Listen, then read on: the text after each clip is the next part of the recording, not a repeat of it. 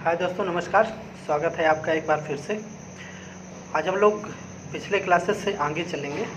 तो पिछले क्लासेस में हम लोग ने लैंड की परिभाषा देख ली थी, लैंड रिकॉर्ड की देख ली थी। आज हमें देखना है भू राजस्व क्या है, लैंड रेवेन्यू क्या है। तो संहिता की धारा M1 पे लैंड रेवेन्यू का प्रावधान किया गया है। तो लैंड रेवेन्यू क्या है?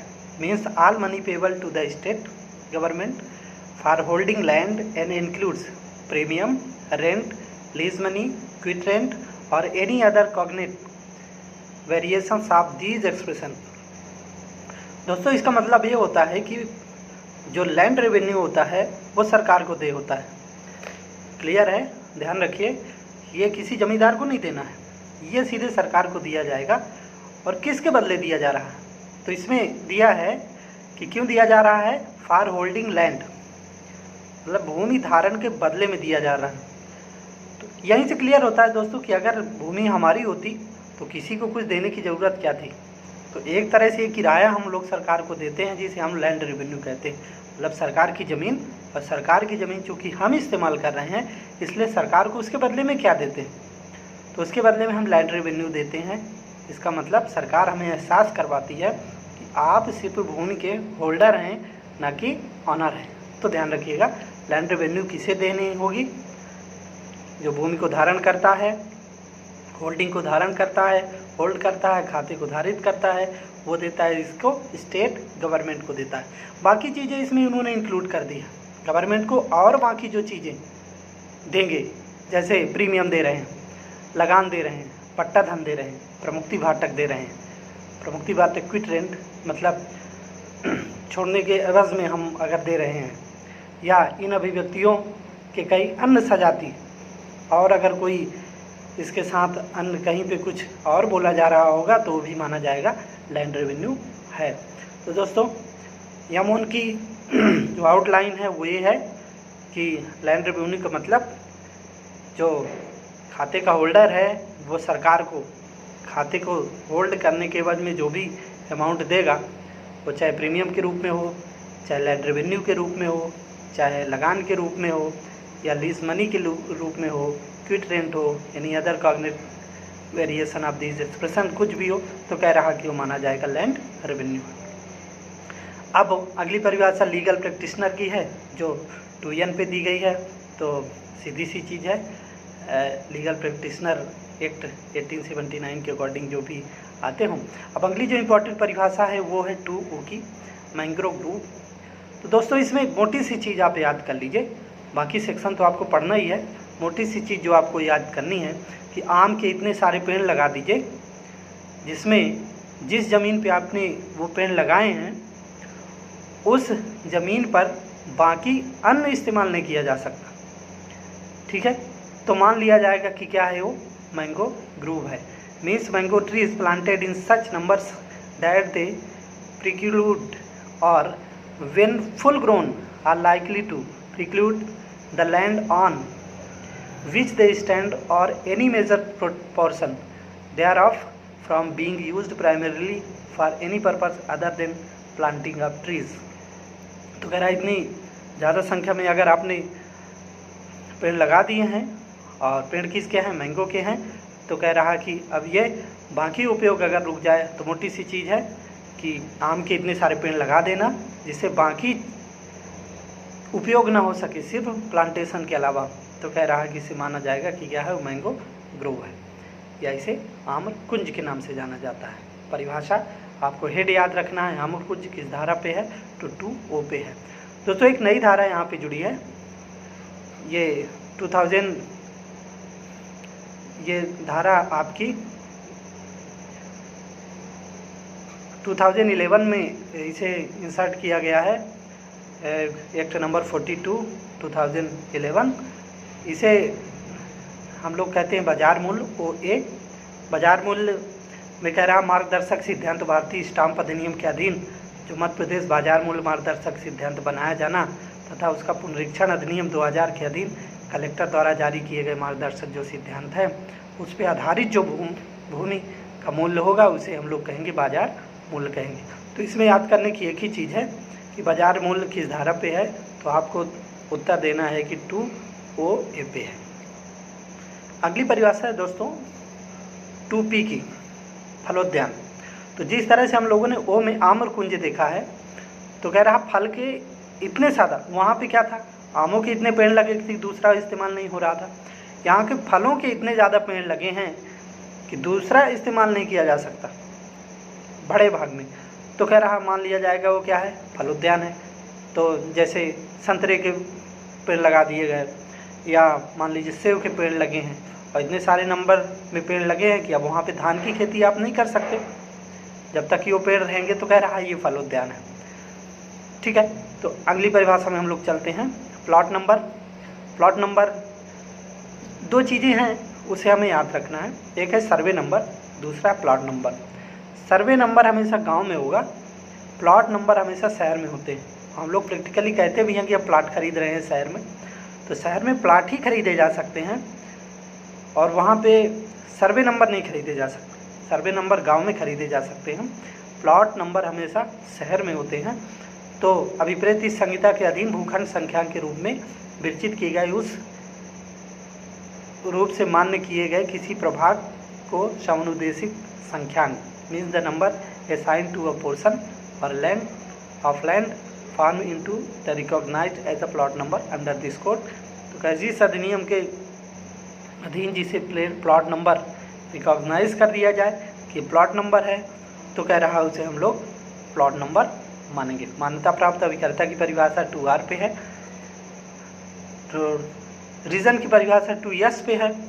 जैसा कि हमने पहले भी बताया था कि यह अधिनियम आने के पहले मध्य प्रदेश 5 भागों पे था, जिसमें महाकौशल, मध्य भारत, भोपाल, विंध्य प्रदेश और सिरोंज एरिया। सिरोंज एरिया अब राजस्थान में आता है, इसलिए आप कंफ्यूज मत होइएगा। तो कह रहा है ये सारी चीज़ें, इन सभी को मिला के एक क्षेत्र बनाया गया और इस क्षेत्र को मिला के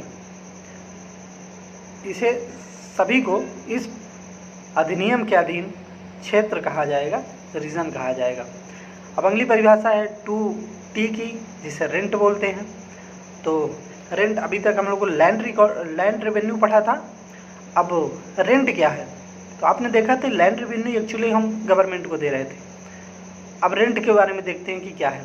तो कह रहा है मीन्स कुछ भी एनीथिंग। तो कह रहा है पट्टेदार द्वारा अपने भूमि स्वामी को उसके द्वारा ऐसी भूमि के धारित भूमि के उपयोग या अधिभोग के मध्य दिया जाता है। ठीक है ना। तो कह रहा है कब, by a lessee to his bhumi swami on account of the use और occupation of land held by him from such bhumi swami. तो कह रहा कि ऐसी भूमि स्वामी से जो भूमि आप धारित करते हैं, जैसे मान लीजिए आपने अपने यहाँ एक ठास का प्रोग्राम चलता है, ठास इकट्ठा ठेके में ले लिया, 35,000 रुपये हम हमको दे रहे हैं, इसमें साल भर खेती करेंगे। तो कह रहा है ये अमाउंट जो हमें मिला, तो ये कह रहा है रेंट है।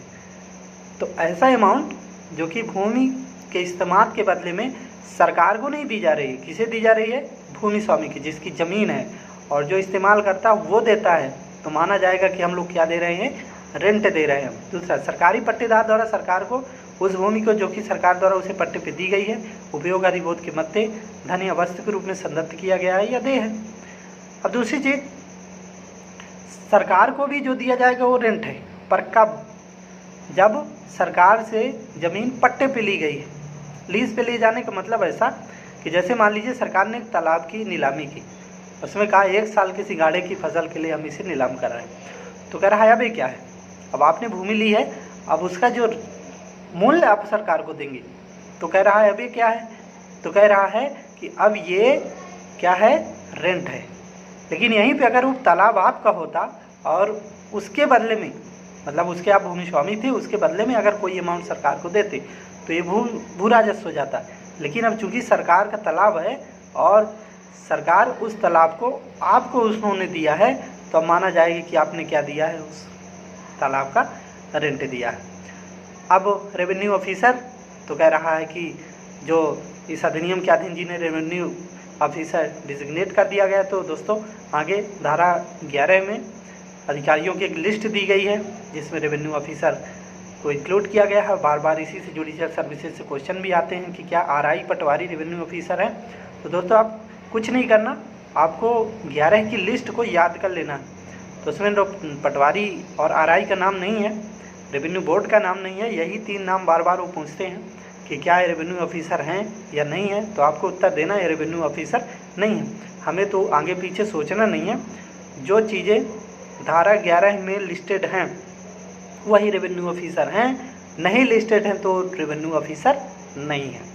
अब revenue year means the year commencing on such date as the state government may in the case of any special local area by notified appoint.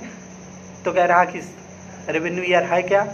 Revenue year का उल्लेख इसलिए किया गया है क्योंकि रेवेन्यू ईयर से ही हमारा जो रेवेन्यू होता है वो ड्यू होता है।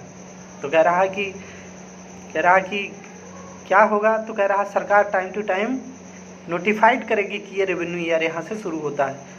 तो जब भी सरकार नोटिफाइड कर दे तो वहाँ से रेवेन्यू ईयर शुरू हो जाता है। अभी फ़िलहाल उन्होंने 1 अक्टूबर का पहला दिन रेवेन्यू ईयर शुरू होने के लिए नोटिफाइड किया है। तो हम लोग मान के चलते हैं कि हमारे यहाँ रेवेन्यू ईयर जो है तो 1 अक्टूबर से शुरू होता है। इसी तरह एग्रीकल्चर ईयर पीछे हम लोगों ने परिभाषा देखी थी।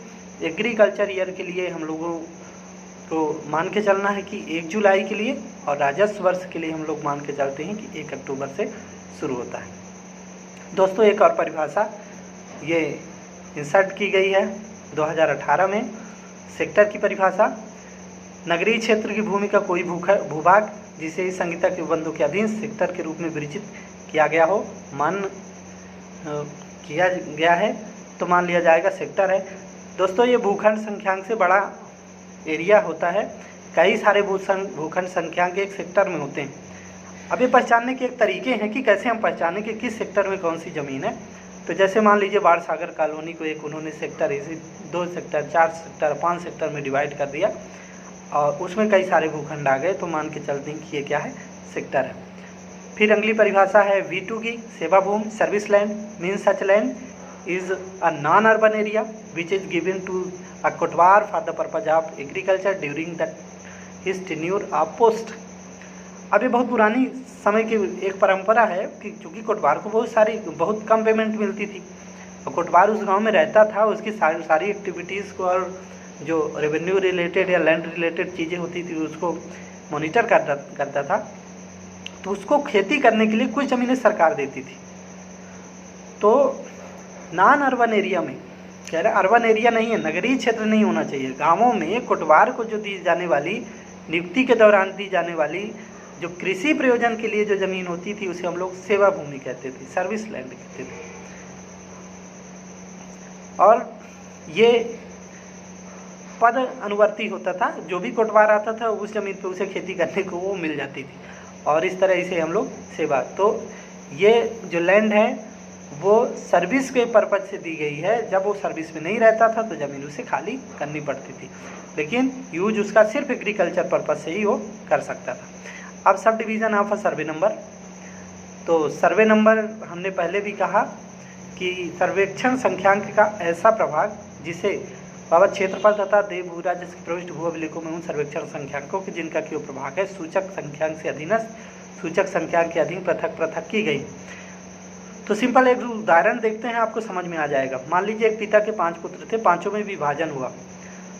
अब चूंकि सर्वे नंबर तब बनने हैं जब भूमि का सर्वे होना है। इस बीच रेवेन्यू करता क्या था, करता ये था कि जैसे मान लीजिए आपकी भूमि, आप पिता हैं, आपकी भूमि का संख्यांक था 123, आपके 5 बच्चे। तो अब जब विभाजन होता था तो उसमें 5 भागों में विभाजित कर देते, छठवां आपका भी हिस्सा रहता था। तो 323/1 2 3 4 5 6 ये अब क्या हैं, उपखंड हो गए। अब कह रहा है इनमें भूमि राजस्व भी अगर अलग से विभाजित होता था, निर्धारित किया जाता था और ये एक अलग चिन्हांक भी रखते थे। और ऐसे नंबर्स को हम लोग sub division of a survey number बोलेंगे। फिर अगली परिभाषा यक्स है, यक्स सर्वे नंबर की है। तो इस संहिता के अधीन सर्वेक्षण संख्या के रूप में विरचित किए गए या उस रूप से मान्य किए गए भूमि के ऐसे प्रभाग को दिया गया संख्यांक और जिसकी प्रविष्टि भू अभिलेखों में खसरा क्रमांक नामक सूचक संख्यांक के अधीन की गई है। तो कह रहा सर्वे संख्यांक क्या है, तो कह रहा सर्वे संख्यांक में ये एक क्रमांक अलॉट किया जाएगा और वो अलॉटेड जो नंबर्स हैं जिसे खसरा क्रमांक नामक सूचक संख्यांक के साथ उसे किया जाता है, तो भूमि का एक खंड है जिसे हम लोग सर्वे नंबर कहते हैं।